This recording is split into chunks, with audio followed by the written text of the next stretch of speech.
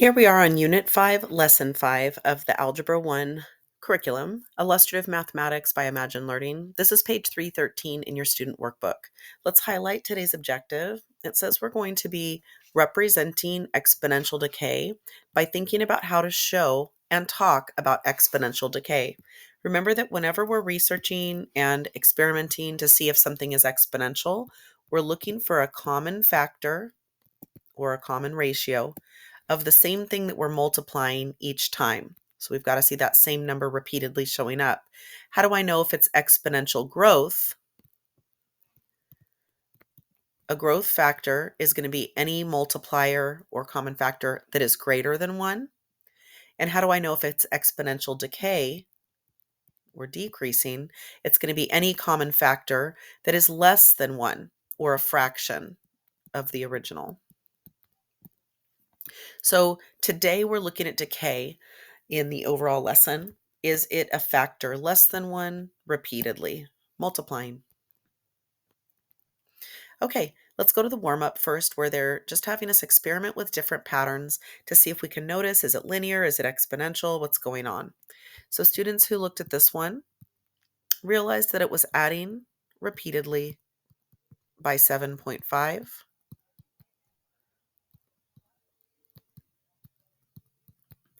And in order to continue the pattern to step 4, we just add another 7.5. And that gave us 32.5. But to make a huge jump up to 25, we're like, ooh, let's use a formula for that. This begins at 2.5 and is adding 7.5 repeatedly n times, or x times, because there's an x in that table. So what if it's x is 25? What if my input is 25? Let's go do that in a calculator. 2.5 plus 7.5 times 25. And let's see what we get for the output.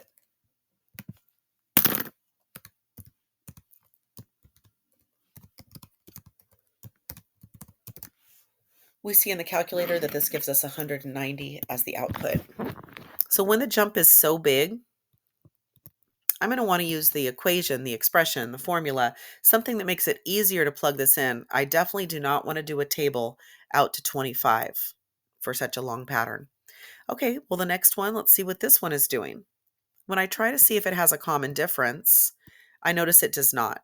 But then if I test the common factor, it does work out to being the same number, meaning that 10 divided by 2.5 does work out to the same as 40 divided by 10, and that also works out to the same as 60 divided by 140.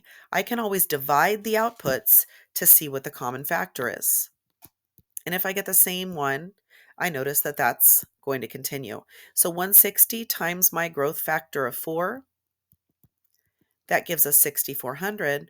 And then I'm like, ooh, big jump to 25 again. So let's go do a begins with 2.5 multiplying by 4 to the power of 25. So I can see what this output would be. I go back into my calculator.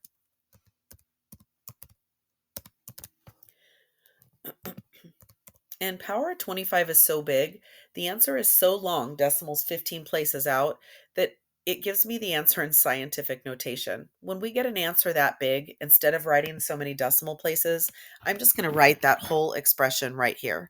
2.5 times 4 to the power of 25. If you wrote the whole scientific notation answer, that is totally fine as well. Okay, when something is adding repeatedly, we say that was linear or arithmetic.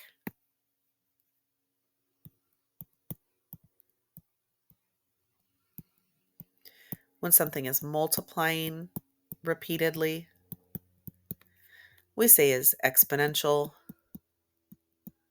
in terms of its function, or we say it is geometric in terms of a sequence or a table or a pattern. We know that when something is adding repeatedly, that's called a common difference.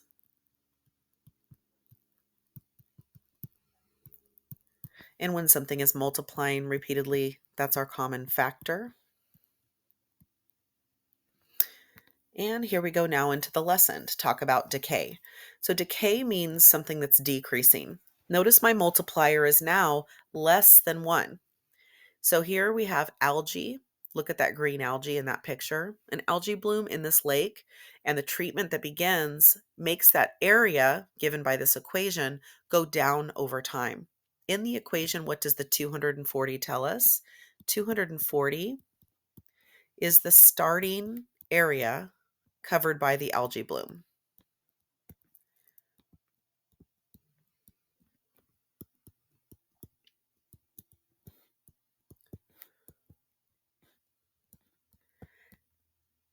And then what is the 1/3?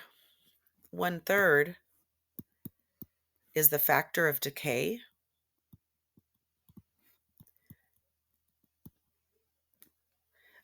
showing the remaining algae after each step in time each week.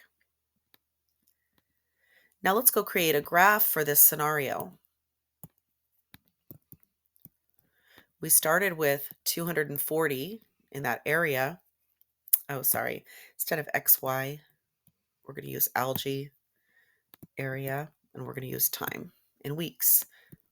And they want us to get time for 0, 1, 2, 3, and 4. So we're going to be doing this times the common factor of 1/3. And another way to type that into your calculator is just dividing by 3. So 240 divided by 3 is 80. But when I do 80 divided by 3 in the calculator, I'm going to start rounding this. You'll see what I mean. 240. Okay, that gives me a nice even number. But then when I take that and divide by 3, I'm going to round 26.666. I'm going to round that to approximately 27 to make it a little bit easier to graph. Next, what if I divide that by 3 again? It gives me 8.8888, some high number. So we're going to round that to approximately 9. And then finally, when I do divide that by 3 one more time repeatedly, 2 point some high number. So we're going to round that to approximately 3.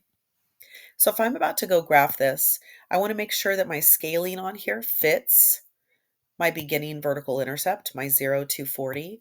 So if I want to go up to 240 on this graph, we count how many squares there are. 1, 2.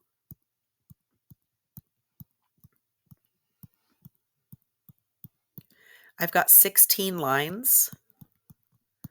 So you need to divide and make sure you count by the minimum to fit them all. So 240 divided by 16 lines. I need each line to be at least 15. And in class, students threw out a number of 20 to count by. So you decide, you want to count by 15s? Do you want to count by 20? 20, 40, 60, 81. 20, 40, 60, 82. 20, 40, 60, 83. And then go put your dots. 0 to 40, starting dot. Now, on the bottom, how do we want to count to get up to 4?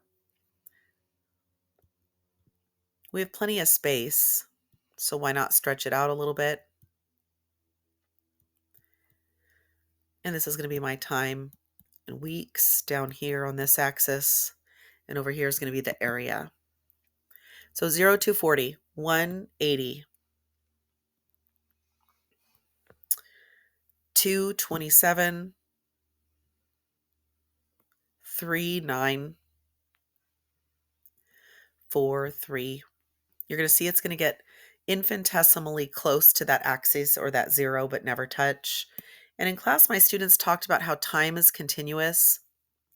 And so they could see how there could be some algae breakdown in between, and that they could see this graph being connected. But then I also had students that said, actually, I think they're measuring this once a week exactly at one time. And so there was arguments for why we could keep this graph discrete as well. So as long as you have a backup understanding of why you're making the graph continuous or discrete and it fits your model, then that should work. About how many square yards will the algae cover after 2.5 weeks? So if we look right here to this 2.5 point, we see this in between spot. And so students were making an estimate of where they think that landed. And so students said 20 in my class, but anywhere, any guess between 15 and 20, in my opinion, was a good one.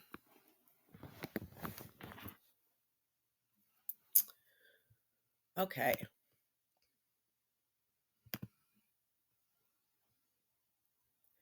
Now let's look at our final scenario, insulin in the body. A patient who receives 100 milligrams to start of insulin, and this graph shows the remaining in the bloodstream over time. Scientists think that the amount of insulin in a patient's body is a change in exponential change. How can we see if this graph supports that scientist's claim?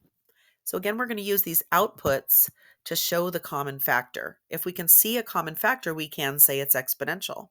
So I need you to grab your calculators and do 81 divided by 90 and 72.9 divided by 81. Let's see what this gives us.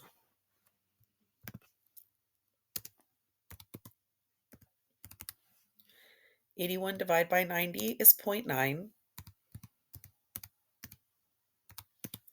and 72.9 divided by 81 is 0.9.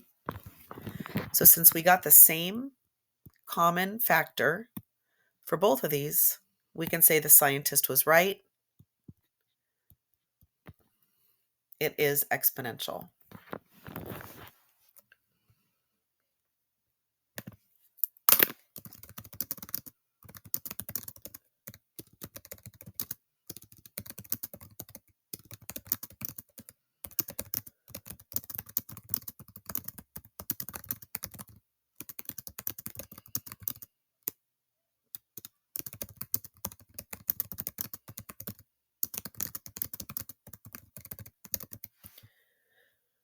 All right, let's make this font smaller.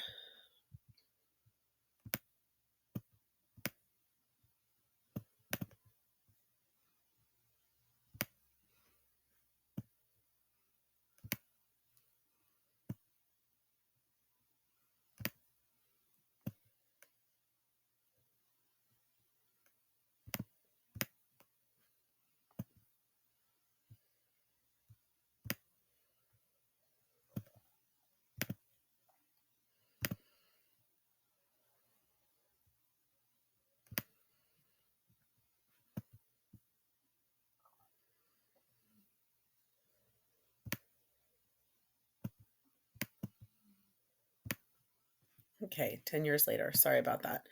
So how much insulin broke down in the first minute? So if we're seeing that the remaining amount of insulin is 0.9, that's our multiplier, how much actually broke down? We could say 1 minus what equals 0.9. And by the way, 9.9 is another way of saying 9/10, right? So we could say 1 minus what equals 9/10. Well, does it make sense to you that that means that there had to be a 1/10 breakdown in insulin at that first minute? Then we tested for the second one and also got 0.9. So it also had a 1/10 breakdown in the second minute. Since we see that same breakdown happening in both, what fraction of the insulin remains? 9/10 or 0.9. Now we complete the table doing that. So 72.9 times 0.9, and then we'll do it again.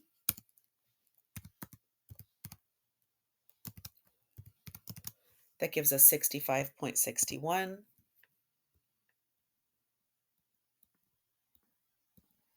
Go do it again. Times 0.9. And that gives us 59.05.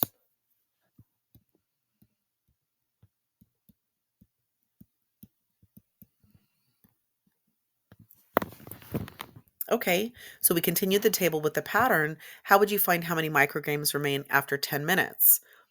Okay, then we're going to say we began with 100.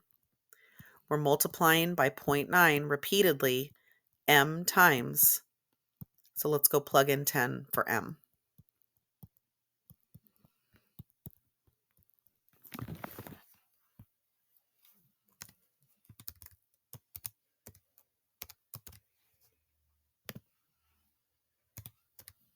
And 34.87 is what's remaining.